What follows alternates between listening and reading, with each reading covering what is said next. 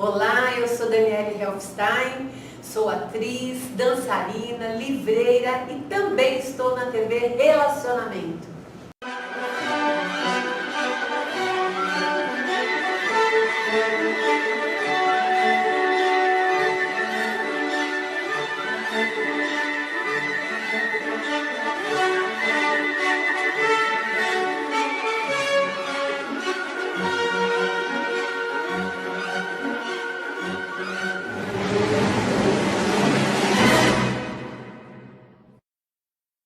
Olá, internautas, iniciamos mais um programa Quadrinhos para Quadrados Redondos.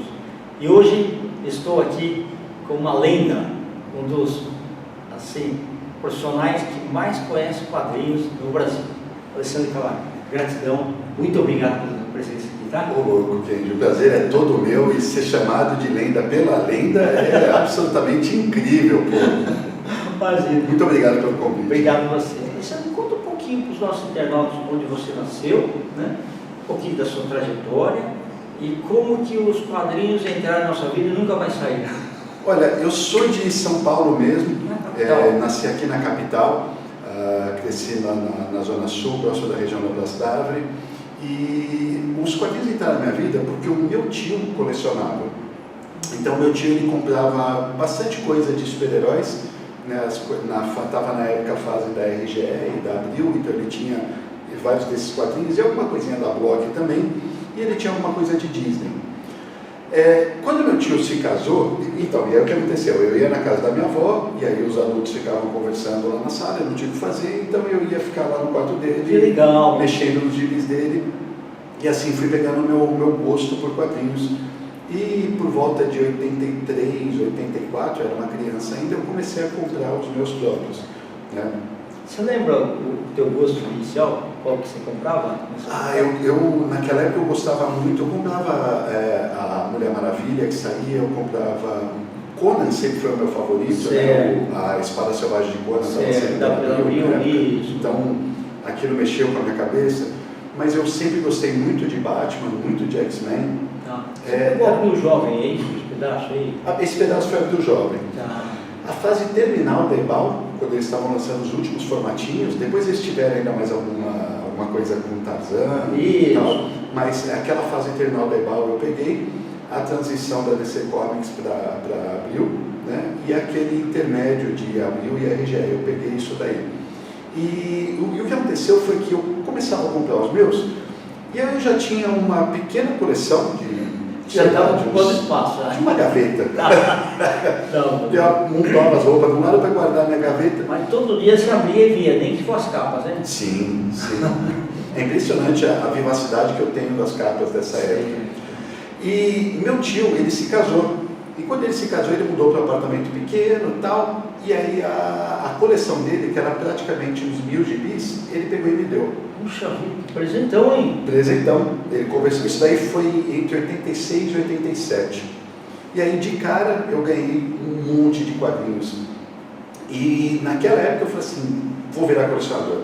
É isso. Eu acho que a tua tia chegou para ele e falou assim, você escolhe, ou eu ou o gibis. Que ele gostava, né? Que ele gostava. Nos bastidores, eu creio que foi isso mesmo. Durante alguns anos, a gente teve um arranjo interessante, porque como saía muita coisa, e ele não tinha onde guardar, a gente dividia. Eu comprava metade e ele comprava metade. Okay. Mas ele continuava lendo, só que ele não levava para casa dele. Aí eu emprestava para ele, ele ia e depois mandava tudo para mim. Que bacana. Me dei bem com o arranjo, né, que acabei ficando. Lógico, sem dúvida. Muito legal. Do Conan, qual que te marcou mais? Para mim foi aquele Bellet, a Rainha da Costa Negra. Foi a Espada Selvagem 41, né? É isso. Incrível essa edição. E só foi anos depois que eu descobri que, na verdade, essas histórias lá nos Estados Unidos, elas eram da Conan the Barbarian, né? Isso, exatamente. Abriu, transformava em preto e branco e publicava como se fosse um magazine mesmo. Sim. Inclusive a Panini agora lançou recentemente, né? Eles têm aquele ônibus, não sei se o senhor já viu. Já. Uns bitolos assim de 1000 páginas. É difícil de ler. Difícil de ler. Difícil de segurar, difícil de ler, mas são bonitos. E finalmente está saindo tudo lá na ordem, colorido, da forma como se deve. Mas me marcou muito uma edição que foi a Espada Selvagem de Conan em cores, que foi uma história maravilhosa. Sim, verdade. Do Conan enfrentando, na verdade fazendo uma parceria com um pirata baracho, não vou lembrar o nome dele agora. E também, assim, papel muito bom, né? Um papel couché bom, né? Sim. Ficou o formato também diferente já, né? A cores, né? Quando saiu o primeiro aí. A gente já lia o Conan, né? No Heróis da TV, já lia o Conan nas Super Aventuras Marvel, que saiu também alguma coisinha. Acho que até Capitão América teve história do Conan publicado. Anos depois, eu descobri que o Conan saiu aqui pela editora Minami Cunha. Né? Foram 3 edições. E muito procuradas até hoje. Muito. Depois saiu pela Roval, o Selvagem, e a Block publicou 6 edições também. Né? Exato, também muito procuradas. Muito bonita essas edições da Block. A Block tinha o problema das cores e tal. E o teu desenhista preferido lá no Conan? John Buscema. Também. O Barry Windsor Smith, que foi quem desenhou o primeiro, ele é o Rafael dos quadrinhos, né? Com aquela coisa realmente rafaelita dele, os detalhes que ele coloca, tudo. Eu amo a arte dele, mas o Conan definiu para mim é o do John Buscema. Não, mas o interessante é assim, quando você vê, parece que você está lá, né? Parece que igual o filme, o cenário é da época mesmo, né? Assim, sim. Nossa, maravilhoso. Você sabe que eu realizei, tendo a minha editora, o Pipoca Nanquim, que ela existe desde 2017. Ah, né? Tá, e vamos falar da idealização da editora também. Eu realizei 2 sonhos no Pipoca Nanquim. O primeiro foi que nunca no Brasil tinha sido publicado todos os textos originais do Robert E. Howard, o criador do Conan. Sim.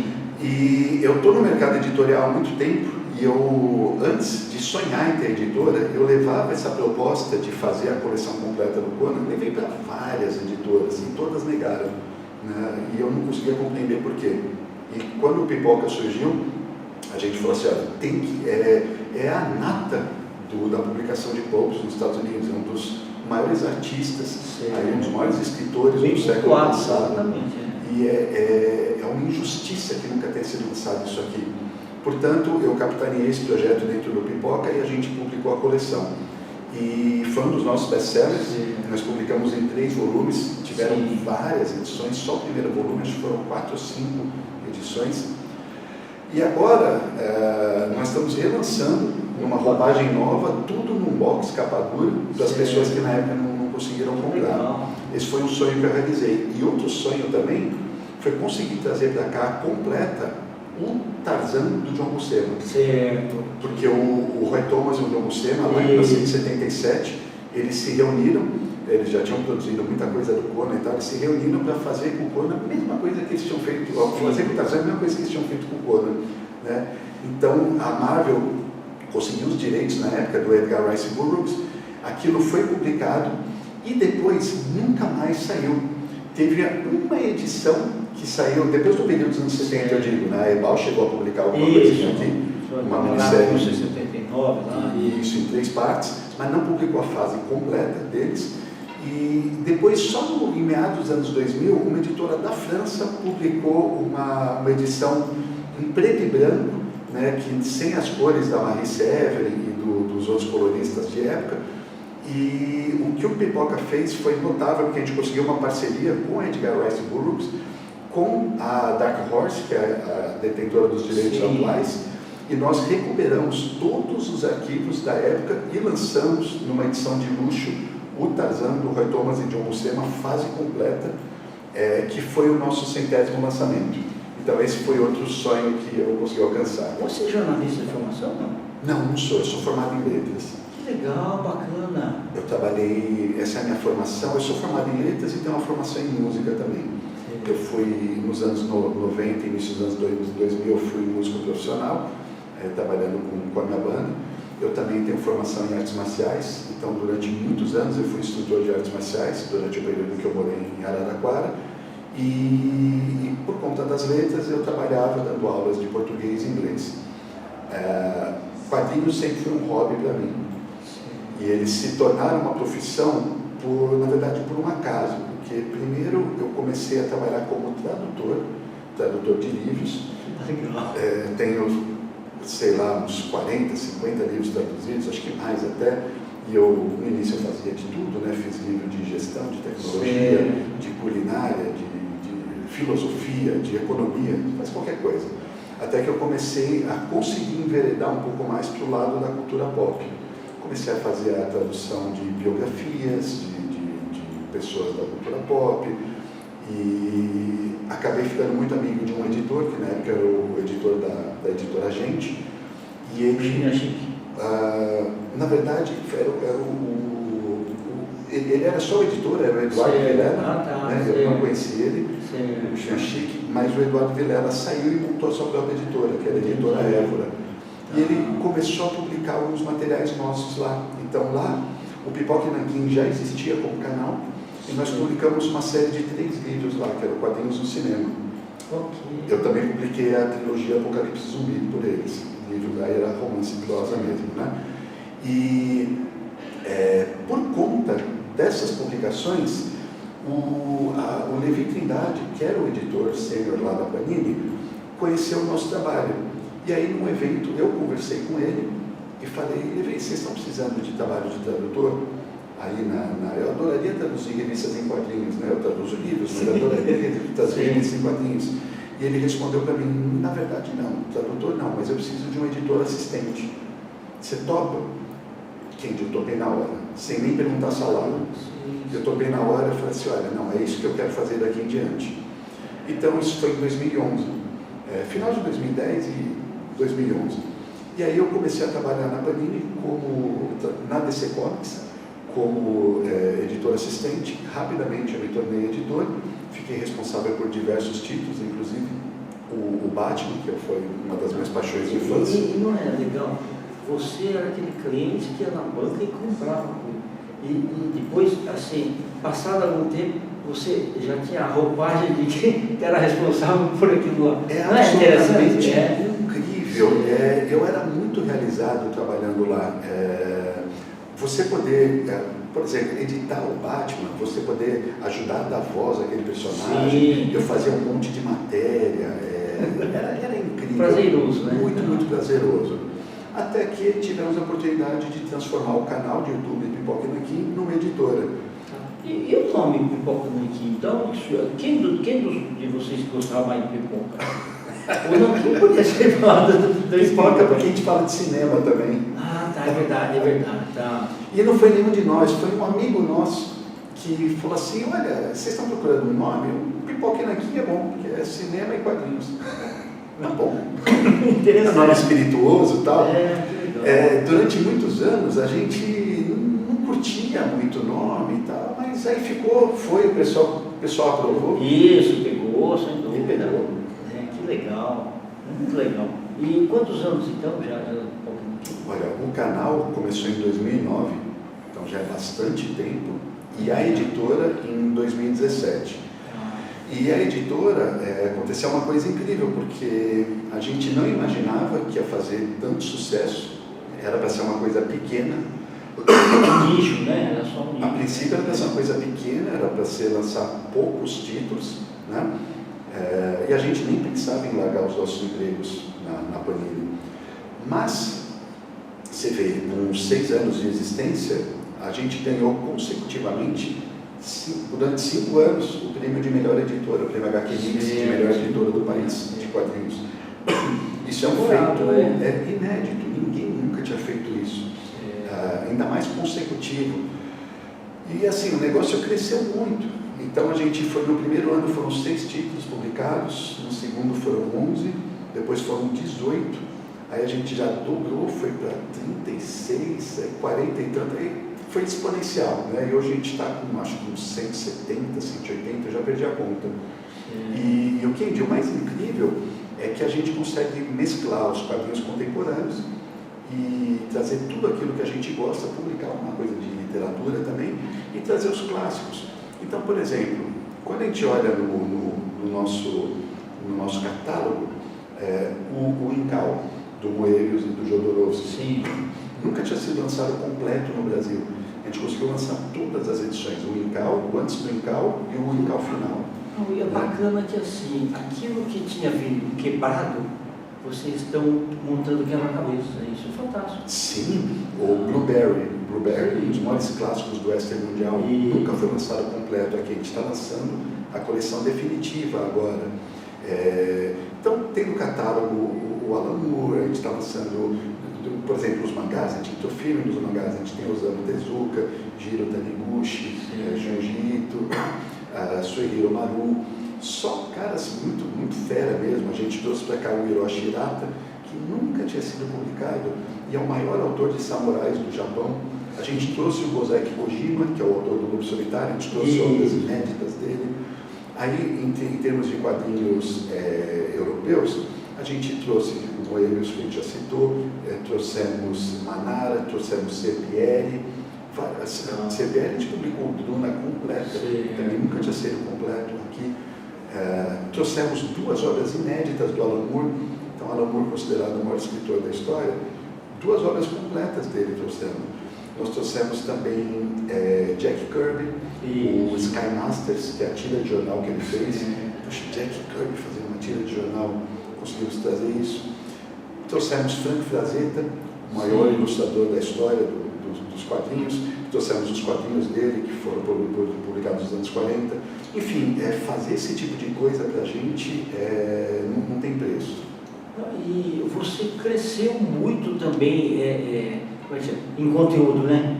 Buscando e pesquisando esse pessoal, né? Muito. E até admirando muito. Às vezes você sabia do desenho, mas não sabia quem que eram os criadores, né? E hoje você já consegue ver a coisa assim, como é que chama? Num prisma acima, né? Antes você estava assim no detalhe, mas depois dá um zoom para cima e você começa a ver o todo, né? Eu me recordo quando eu comecei a entender que existiam pessoas de verdade que faziam os quadrinhos, né? E aí você passa a gostar não só do personagem, mas você passa a gostar do autor também. Do autor, exatamente. Porque eu gosto muitas vezes eu pensando assim, o que o cara pensou na hora que ele fez aquilo? Né? Muitas vezes não passa assim pela cabeça. Sim. Né? Que sacrifício que o cara fez para conseguir fazer tudo aquilo. E outra coisa notável que aconteceu é que eu sou tão apaixonado por quadrinhos que eu comecei a fazer os meus quadrinhos. Então, pelo próprio Pipoca Nanquim, eu lancei o ano passado o Arena, que é um quadrinho... Que é esse daqui? Esse daqui. E esse é o desenho seu? Não é desenho meu, eu só escrevo. Ah, tá. Esse é um desenho, o desenhista é o Alan Patrick, ele é lá de Belém, e é um quadrinho firmado no universo das artes marciais. E esse ano, em agosto agora, a gente lançou Espelho Meu. É uma parceria minha com o Robson Moura e é um quadrinho de terror. E ambos fizeram bastante sucesso. Aí você começa a pegar gosto não só de ser colecionador, de ser um editor, de ser um apresentador do canal, mas também de produzir quadrinhos, né? E isso é uma coisa incrível. O fato da gente ter o canal, só fazer uma ponte com o que você disse, é muito legal porque no momento em que a gente vai lançar um livro, a gente consegue criar bastante vídeo, bastante conteúdo que vai ser complementar àquele livro. Então, por exemplo, quando a gente lançou o Tarzan, que eu já citei, a gente tem um programa que chama-se Mestres da Nona Arte.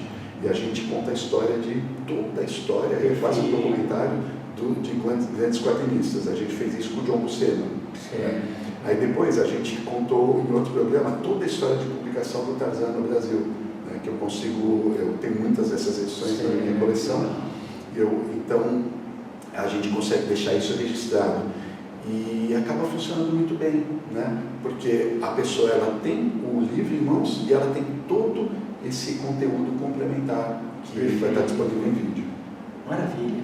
Alexandre, eu quero que você volte muitas vezes aqui, viu? Porque tem muito conteúdo. Muito obrigado. Você pode deixar teus contatos, por favor? Claro, eu tenho meus contatos no Instagram, é o @AlexandreCalari, com 2 L's, e claro, o contato da editora também, que é o @Pipoca Nanquim. O Pipoca Nanquim, hoje ele tem um site, então você pode entrar lá e adquirir qualquer um dos nossos produtos pelo www.pipocananquim.com.br ou diretamente na Amazon, se for mais fácil para você. Tá. E é isso, eu convido todo mundo a seguir a gente lá. Beleza. Vamos estar na CCXP? Vamos estar na CCXP, inclusive vai ser a primeira vez que nós vamos ter stand lá, a gente sempre teve só mesa de autor, vamos ter um stand completo e estamos trazendo para o Brasil o Junji Ito, direto lá do Japão, que atualmente é o maior mangaka de terror. E ele está vindo para cá, vai participar de todos os dias e vai ser uma conquista notável para a gente. Sem dúvida. Muito obrigado, viu? Eu que agradeço, viu? Um abraço. Internautas, os agradecimentos então a esse fantástico Alessandro Calari. Nós finalizamos mais um Quadrinhos para Quadrados Redondos. Grande abraço e até a próxima.